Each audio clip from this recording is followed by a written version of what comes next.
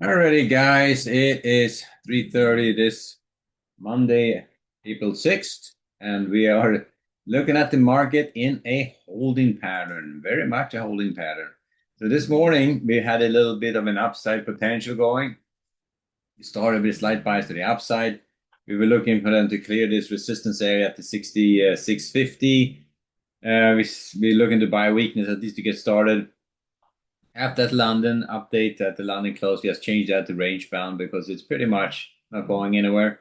It is not failing either, though. So I mean, I was concerned about we're going to see this one selling off here in the afternoon, given the dynamics we've got going on in the Middle East. But no, it's just kind of holding on, and so we'll take that any time of the day. Let me see you found F1 here.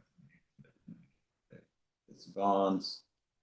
This is the NASDAQ. That's the ES. There it is. So I would just say range bound trading is a ticket. I would still keep a slight bias to the upside. Watching this area, the 6650, so they can get up above it. I think we have a shot at retracing a little bit. If not, then chances are we're going to see this whole thing trade down. So I would say that we have a spot there where that we will see a it depends what happens tomorrow. After if the Rangers not play ball and it becomes a big bombing campaign there, then or they take the violence step, then I think the market may see some weakness. If they come out with a deal that they're going to open the strait and they're going to start talking more, then I think the whole thing just explodes to the upside. So it's anyone's guess. I would I'm not going to expect the Rangers to take any deal. I'm expecting I'm going to just expect the worst on that one, and expecting the market to potentially show some weakness going into tomorrow's trading, maybe into Wednesday. We'll see what happens tomorrow. Now, the news we had this morning was a little bit weaker than expected, but not bad. And I would say that we are in a spot where uh, we don't have a whole lot of news to drive the market until like Thursday and Friday. Tomorrow we get durable goods. That's about it.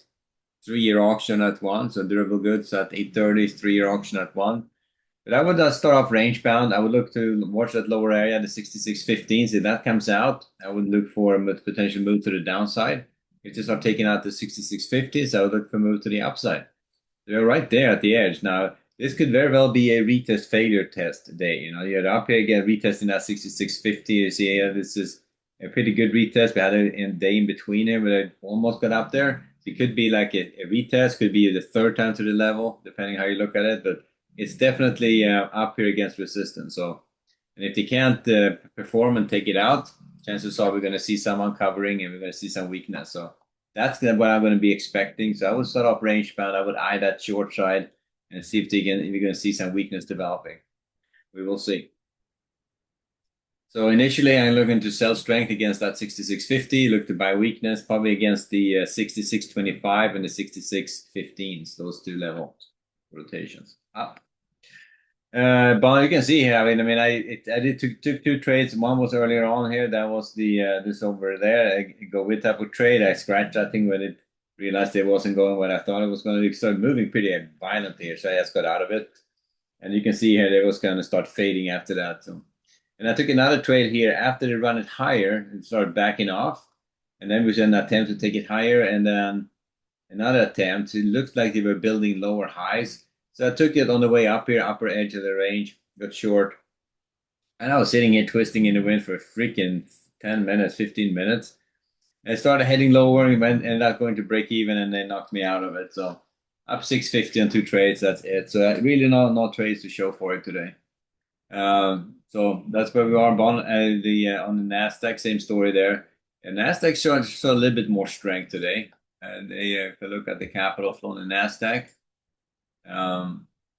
they didn't quite take out resistance. They're right there now, but they're up here against this area, the 320s up to the 420s, this resistance area. So a little bit higher than the prior rotation. So in Nasdaq, it looks like they have building some structure for taking this higher. I was watching very carefully now the 250s and the 200s. Both of these two support areas comes out, and stay on the short side. So it could be the same. Nasdaq also moves a little bit more, so I think it's the same dynamic. I'm looking at starting off range bound. I'm thinking and watching for a potential weakness to develop. And if so, I will be on it on that short side of it. Initially, though, I would still look to buy against the 260 and 200 for a weakness, but below that 200, bets are off, and I'm thinking short side of the market. So that's the way I'm going to approach this going into the overnight. Bond market, the range band has been kind of tradable actually, but it has been a range bound day, V bottoms, V tops, kind of dynamic. A1 good setup. I missed this guy early on here. Then what happened? There's 3 bars on the third bar. It started backing off. And I clicked in an order on that one. It did not fill me. And then I was watching this one for a little bit. I didn't pay attention to it. And I should have seen this when they started building a few bars there. I just totally missed that trade. So initially I was just kind of watching early on here, but I missed this whole setup, and that was a good setup. That would have been a good for at least 4 or 5 tick worth of a trade. And then I never right back up again. So didn't go all the way down, just ran down to the mean and then right back up again. So range bound trading on the bonds, I would say no particular bias on that guy at this point. If anything, you can see here that they've been building value at the lower end of the range for a bit. So if anything, I would expect the structure to favor the short side, but it could easily get back up here to the 115s. It's not that far away, so we'll see. It all hinges on news coming out of the Gulf. Oil prices staying where they are or heading lower. So oil is trading at like 112 right now, so it's quite high. So it could certainly be one of those things you had to watch. And of course, I took one crypto trade. That trade, as you can see, it was an Ethereum trade, Ethereum future trade. And what I did do on that one, and it was this guy over here. I got short on the pullback and rode it down here. Got stopped out for a little bit. It's like $1.40. That's how big that trade was. But I mean, that's because the contract is so freaking small. And so you have to go for the bit bigger trades, and that's kind of what I was doing here. Commissions, I looked up the commission is like 30 cents a side. So it's like 60 cents, $1.20. So I made 20 cents on that trade. Anyway, the silver trades a quarter a tick, like 25 cents a tick. The oil trades 10 cents a tick. Bitcoin and Ethereum futures trades 5 cents a tick. So when they move, though, they can move pretty good. So you can get into some good trades. So. But anyway, so that's what I got on the cryptos.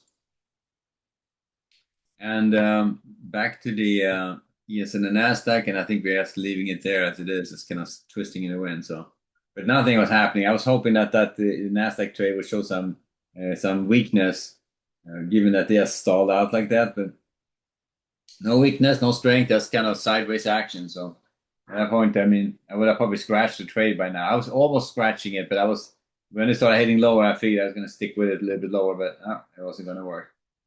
Anyway, we'll leave it there. So that's 2 trades on the NASDAQ so far.